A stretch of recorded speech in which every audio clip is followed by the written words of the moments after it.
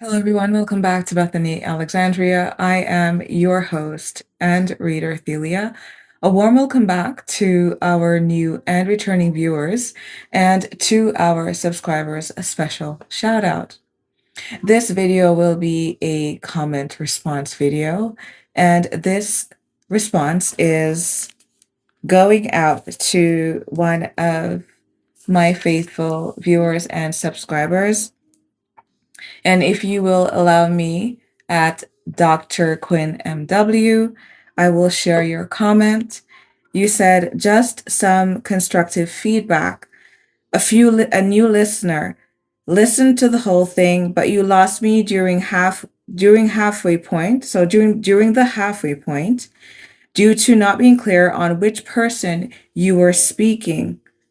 That is first, second, or third. You're a great reader with much depth. If you just cleared that part up, it would be fire. You're amazing, and thank you for giving of your energy. You really had me thinking, mainly because I found your question to be mentally stimulating and also pointing in a direction that could be of value. And so this is why we're sharing your comment here today.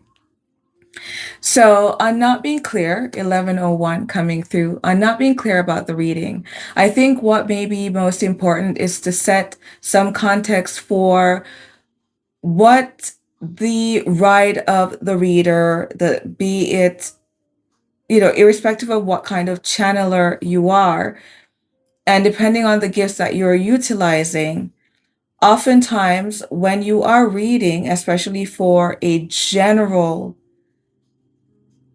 bunch of people,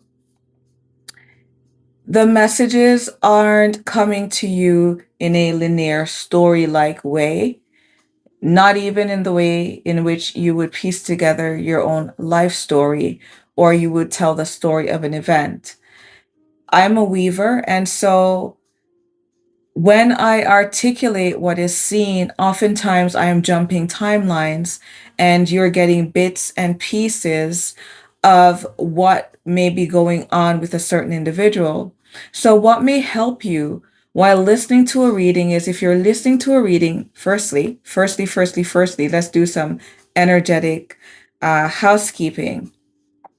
Before listening to a reading, I would set the intention of being open to only those messages that are beneficial to me. And if there are no messages within that reading, that it will be for the purposes of learning and entertainment.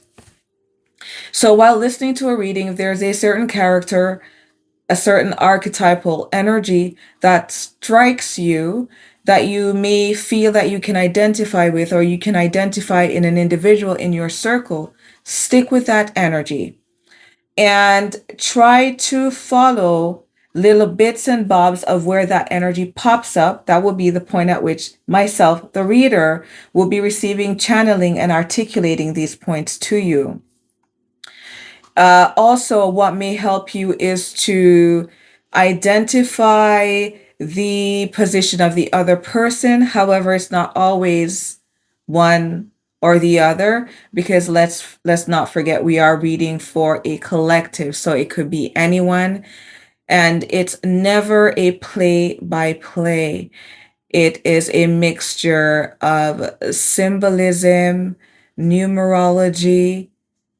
It is light being translated into language, so it's not to be taken literal. Now, there may be points that are very literal and applicable to your life, but not all of it will apply to you. So I would say, to identify the character, stick with the energy archetype that sticks with you the most, and follow it throughout the story. And anything in between there is a backdrop to that main character. So the main character, you are always picking the main character in the reading. Sometimes during a reading, your main character may come in like a rainbow, like a wrecking ball, and then they will die off really quickly because maybe in the cards there was a tower moment, there was a bit of a whirlwind, someone walked away, and so on. So I hope that helped you. Um, if you like my reading, don't forget to like, share, and subscribe. Thank you for um, the very thoughtful comment, and I will see you in the next reading. Until next time, all my love.